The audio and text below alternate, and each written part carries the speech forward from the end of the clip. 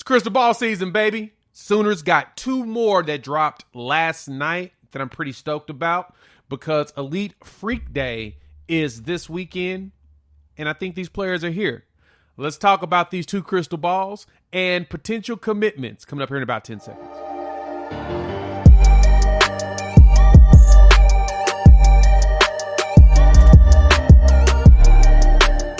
What's good, everybody? It's your boy Jay here with Unfair Sports, where we take a pensive approach to the sports conversation. Thanks for pulling up to the YouTube channel. In this video, we're going to talk about two crystal balls that dropped this past weekend, actually Friday night. And we're going to talk about these two players as well as them being in town and why this is a big deal for the Sooners. So make sure you stick around for their film breakdown and all of our thoughts. If you're new to the channel, hit that like, subscribe, and the bell notification. We'd love for you to join the family. And before we dive right into these players, look in the description. We've got the social medias for both of these athletes. Go show them some love and let them know to go ahead and commit to Oklahoma when the moment is available. I want you to all show them some love and show them why the Sooner fan base is the best in the country. All right, so before we jump in, one more thing. I know this ain't commitments. We're talking crystal balls, means they're being predicted here. So you get the crystal balls, the future cast, and the predictions from On 3. I understand we're waiting for that first player in 2024 on the scholarship side to officially say that they're going to commit here and sign on the line, which is dotted. We're going to get there. I promise. I think that this is a meticulous plan by the coaching staff. We'll talk about that on the other side before we wrap up. But first, let's dive into these players and why we should be excited about these top 300 players looking at Oklahoma. So first off, we have cornerback Jeremiah Newcombe, 5'11", 175, out of Queen Creek, Arizona. Let's look at his measurables and look at his details.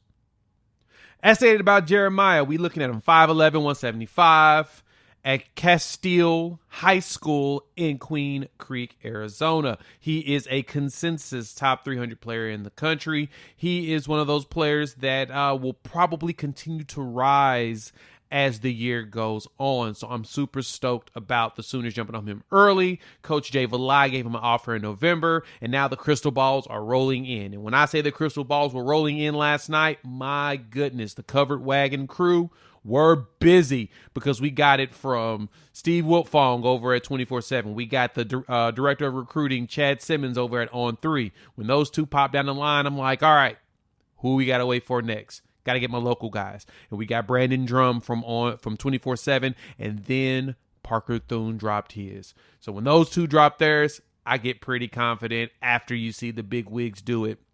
It's not 100%, but they do fire at a pretty high clip. Then you started seeing them from other schools. Tennessee's guy from Rivals popped in. You had Arizona State's analyst from 24/7 pop in and drop his crystal ball. So it looks like Newcombe is going to come here, so we're going to dive into him. We're going to look at his film as well. And so, big thing with Jeremiah is, playing at Castile High School there in Arizona, his dad is actually the head coach, Bobby Newcombe. Bobby was a quarterback at Nebraska from 97 to 2000, so he has Big 12 ties, and then he played a little bit of stint in the NFL, and right now he's a head coach at Castile. Jeremiah's older brother also plays at UCLA, and so family is all about that football, and we're going to see Jeremiah come here to Oklahoma and do some damage. So at 5'11" to 175, scrappy kid, likes to hit. As you can see in this footage, he will put the hammer in somebody's chest.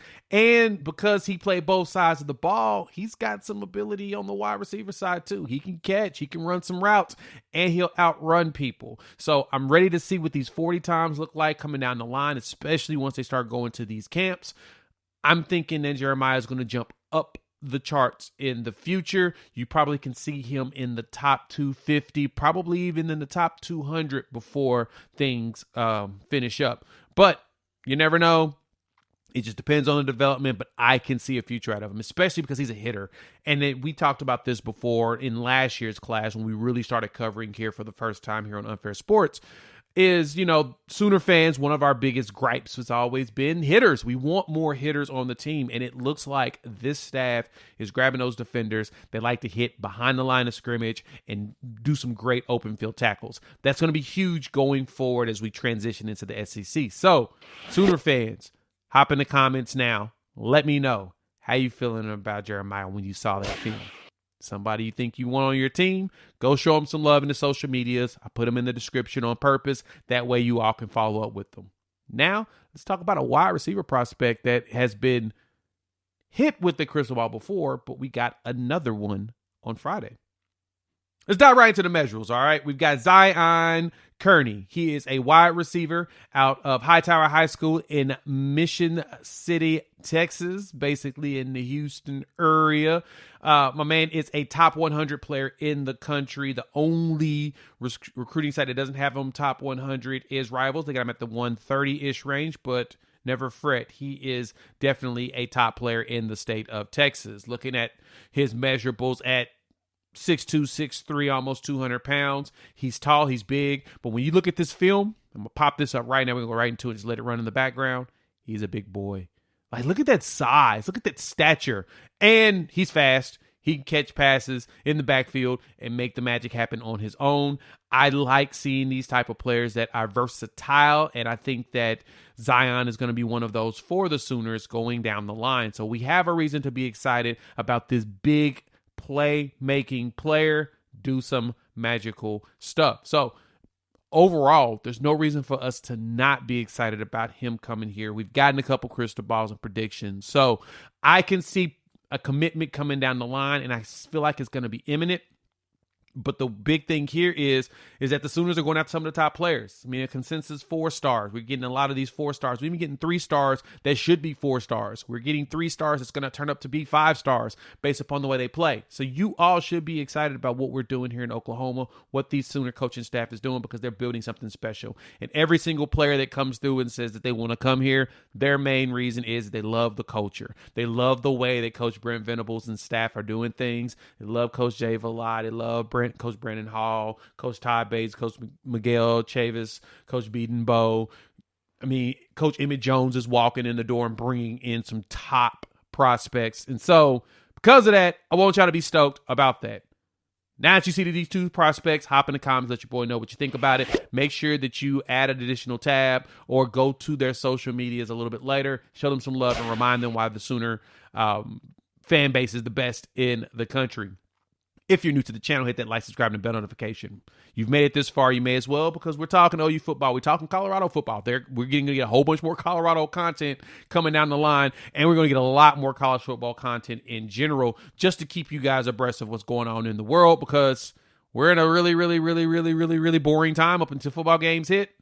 I want you all to be entertained and keep myself busy so I'm not stressed out. So, outside of that, YouTube's going to tell you what videos to watch after this, so make sure you go check them out, and we'll chop it up in a few days. Actually, we'll have a live stream tomorrow. So this is recorded on Saturday, dropping on Saturday. We'll have a live stream Sunday after early evening before the late kick with Josh Pate. We'll talk about Elite Freak Day, as well as we'll talk about the defensive line. Pretty stoked about that, and have some special guests. So listen to YouTube, watch these videos.